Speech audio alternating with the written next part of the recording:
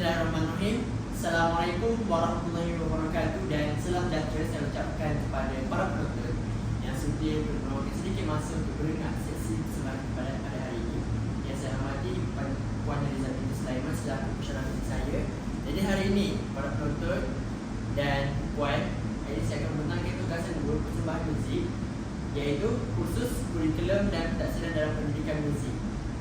Jadi sebelum kita mulakan sesi pertanyaan kita pada hari ini, izinkan saya memperkenalkan dulu diri saya terlebih dahulu.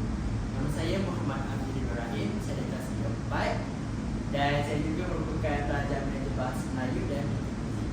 Jadi, apa kita tunggu lagi? Ayo sama-sama saksikan sesi pembukaan kita pada hari ini. Jadi, untuk kebutuhan para penonton, saya berdasarkan tugasan satu yang saya lakukan, saya memilih instrumen bola skala kadar untuk saya punya pelaksanaan aktiviti dalam kelas ataupun soalan dalam kelas. Itulah sesi pengajaran. Sebabnya saya rasa macam ini adalah antara instrumen paling mudah untuk saya gunakan untuk menilai anak-anak murid saya. Jadi kita boleh tengok yang mana, kalau nampak di sini, senarai kemahiran diuji kita ada 4. Yang pertama iaitu murid boleh bermain alat muzik mengikut tempo yang betul. Yang kedua, murid bekerjasama dengan ahli kumpulan semasa membuat persembahan. Yang ketiga, murid mencipta irama yang menarik dan sesuai dengan lagu. Dan yang terakhir iaitu murid membuat persembahan dengan penuh keinginan dan semangat. Jadi itulah antara senarai kemarin yang saya uji ketika murid saya melakukan persembahan dalam bermain alat muzik secara berkumpulan. Jadi dikasih tahu yang mana saya letakkan skor. Ada 5 skor dari rendah ke tinggi. Yang pertama skor 1, skor 2, skor 3, skor 4 dan skor 5. Dan kita pula beralih kepada rubrik yang di sebelah kanan saya ni. Yang di sebelah kanan saya ni, kita tengok skor yang pertama mewakili sangat lemah, yang kedua lemah, ketiga sederhana, baik, yang keempat baik dan yang terakhir iaitu yang kelima cemerlang. Jadi saya akan bacakan satu-satulah untuk rubrik ni. Yang pertama kita tengok aspek dari segi yang pertama tu, iaitu murid, iaitu murid boleh bermain alat muzik ikut tempo yang betul. Kalau yang pertama tengah lemah, tidak dapat mengikut tempo langsung. Gerak setempo, sederhana, kadang-kadang mengikut tempo dengan sedikit kesilapan. Yang cemerlang ini adalah mengikut tempo dengan tepat dan konsisten. Manakala aspek yang kedua iaitu murid bersama dengan ahli kumpulan semasa membuat persembahan. Yang mana yang pertama yang mana skor 1 menguraikan tidak memberi bersama langsung, skor 2 kurang berinteraksi dengan ahli kumpulan, skor 3 bersama secara minimum, skor 4 iaitu baik, memberi bersama baik dan saling membantu. Dan yang cemerlang iaitu sangat aktif bersama dan menyokong ahli kumpulan. Seterusnya iaitu aspek penilaian dari yang ketiga iaitu murid mencipta irama yang menarik dan sesuai dengan lagu. Yang mana skor pertama yang lemah iaitu irama tidak sesuai atau tiada kesinambungan. Yang kedua lemah, irama terlalu ringkas dan kurang kreatif. Yang ketiga sederhana, irama mudah dan agak sesuai.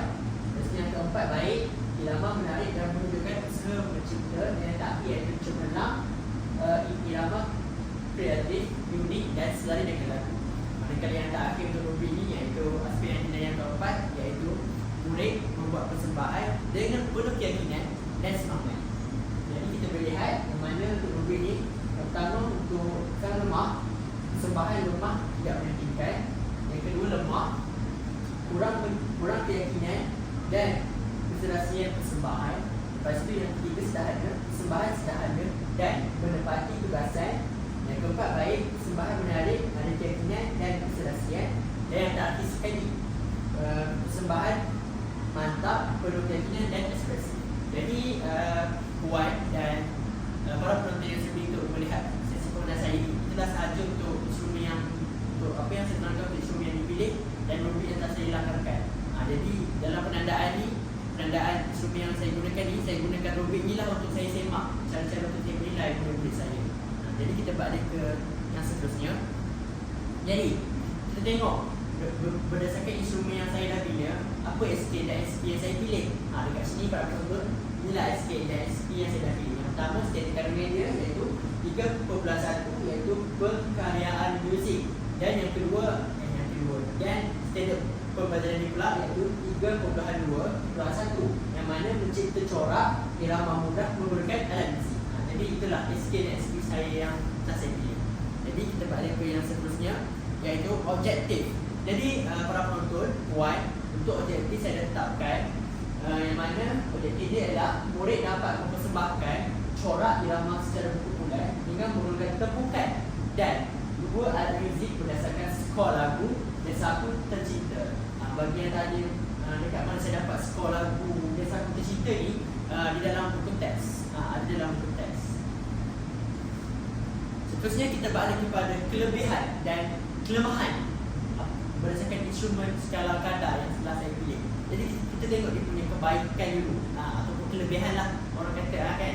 Yang pertama iaitu selaras dengan objektif dan aktiviti yang mana sekejap para penonton.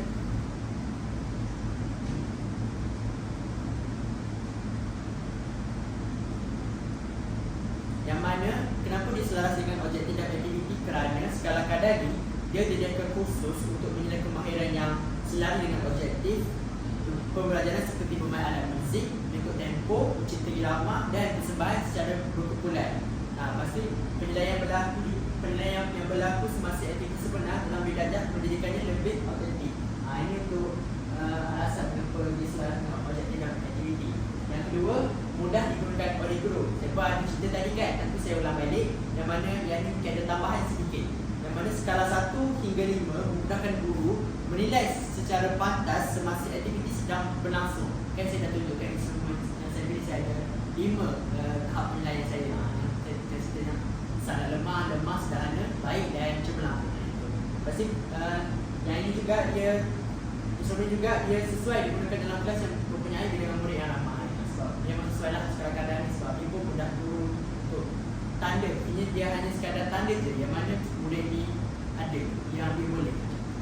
Yang yang tak akhir untuk kelebihan instrumen saya iaitu menilai pelbagai domain, yang mana aspek yang dinilai merangkumi ada 3 kat sini, yang mana kognitif, memahami irama, tempo, yang kedua psikomotor, persembahan alat muzik. Lepas tu yang terakhir iaitu afektif, yang mana kerjasama dan keyakinan. Jadi itulah para penonton dan puan, berdasarkan apa yang kelebihan yang skala kadar atau instrumen saya pilih. Seterusnya takkanlah kita nak balik kepada kelebihan saja kan. Kita mesti nak tanya kelemahan dia pula, sebab segala yang sempurna, segala apa yang kita lakukan pasti dia akan kebaikan dan kelemahan. Sama juga dengan instrumen yang saya cipta. Jadi kita tengok kelemahan dia, yang mana yang pertama, tidak disertakan maklum balas kualitatif. Yang mana ruang catatan yang disediakan, yang mana ruang catatan disediakan tetapi tidak berstruktur, yang mana dia tidak menggalakkan guru memberi maklum balas lisan atau bertulis secara sistematik kepada murid-murid. Jadi itulah antara kelemahan instrumen saya lah yang saya dapat temui. Yang seterusnya yang tak akhir untuk kelemahan iaitu tidak disesuaikan dengan tahap murid yang berbeza, yang mana instrumen sama diberikan untuk semua murid tanpa penyesuaian untuk murid yang lemah, sederhana atau cemerlang. Perkara ini boleh mengurangkan kefahaman murid tentang peluang peningkatan diri. Yang mana instrumen ini mungkin tak sesuai lah untuk, sebab kita tahu kan murid ni dia berbeza-beza dari segi pemikiran, cara belajar, cara mereka membuat tulisan, membuat kerja rumah, membuat apa-apalah. Jadi instrumen ini tidak sesuai untuk menilai murid-murid macam tu, sebab kita tak akan tahu apa kalau gunakan instrumen yang sama. Mungkin murid yang saya sebutkan tu mungkin mereka ni tidak akan nampak aktif ataupun mampu menunjukkan bakat mereka macam tu lah. Jadi kita balik ke slide yang seterusnya iaitu PBD. Iaitu apa ni PBD? Pentas sedang bilik belajar. Jadi untuk yang instrumen saya, dia berbentuk formatif dan berbentuk besar, yang mana dia dilaksanakan ketika aktiviti bukan selepas. Betul lah, sebab saya menggunakan instrumen saya ni ketika saya menilai murid-murid saya membuat persembahan bermain alat muzik secara berkumpulan. Ini ramai-ramai yang bercerita lah. Jadi ianya semasa, bukan selepas. Selepas ni maksudnya bila kelas sudah habis. Tidak.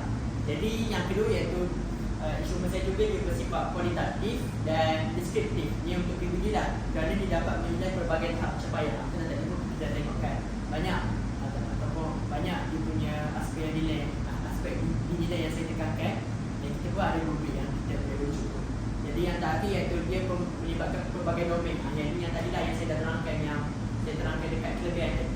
yang ketiga iaitu kognitif, reflektif dan psikomotor. Ini sama jenis yang tadi. Lepas tu seterusnya kita tengok elemen autonomi dan etika pendidik. Kat sini saya juga ada jelaskan sedikit apa kaitan dengan isu saya. Di mana kita tengok dari sudut autonomi. Autonomi dia cerita kat sini ialah guru dia bebas menilai berdasarkan pemerhatian terhadap kreativiti dan capaian murid secara menyeluruh. Lepas tu guru juga memilih alat ngaji yang sesuai dan memberi panduan persembahan berdasarkan kreativiti masing-masing. Kat sini maksudnya guru ni dia bebas untuk menilai murid-murid yang dia tengah nak nilai tu lah. Dia akan nilai kreativiti dan pencapaian ni secara menyeluruh. Akhirnya dia tak tengok dalam satu aspek, dia akan tengok dalam berbagai-bagai aspek. Lepas tu dia, guru ni juga boleh kata dia macam dia bimbing lah, jadi macam pembuat cara untuk murid-murid ni, macam beritahu murid-murid ni alat muzik mana yang sesuai untuk digunakan dalam persembahan mereka. Akhirnya sebab murid ni kadang-kadang dia perlukan bimbingan. Jadi guru ni dalam punya tugasan dia lah untuk tolong murid-murid ni pilih apa yang sesuai untuk mereka melakukan persembahan yang terbaik. Jadi seterusnya kita tengok kepada etika pendidik. Yang mana etika pendidik dekat sini dia kata guru memberi pujian dan galakan di akhir pembelajaran untuk sosial atau untuk panggil. Betul. Dalam saya punya RPH, saya pun ada tekankan yang mana bila dah habis mendapat persembahan, kita dah nilai kan, kita akan terapkan pujian lah ataupun elemen pujian, memberikan galakan kepada mereka. Sebab apa? Sebab murid ni kalau kita puji mereka ataupun kita sebagai seorang guru kan, kita puji murid kan, dia akan lebih bersemangat.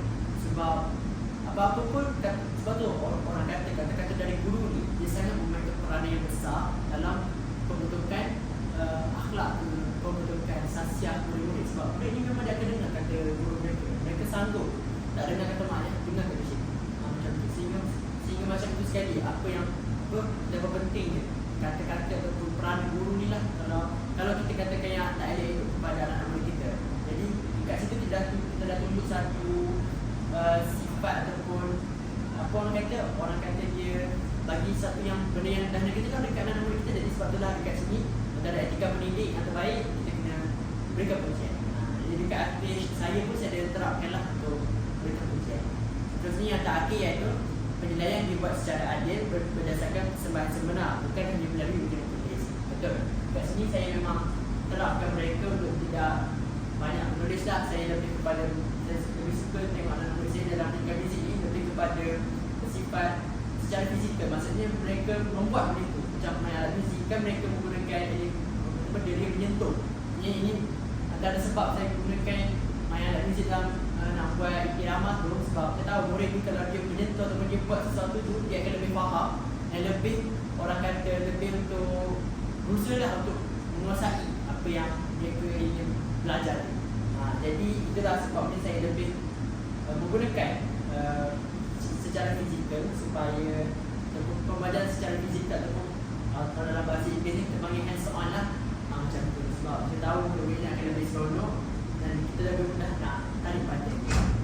Jadi saya rasa itu sajalah saya punya sesi daripada hari ini. Jadi terima kasih atas segala masa dan sokongan lah kepada diri saya untuk saya membentang. Jadi sekian.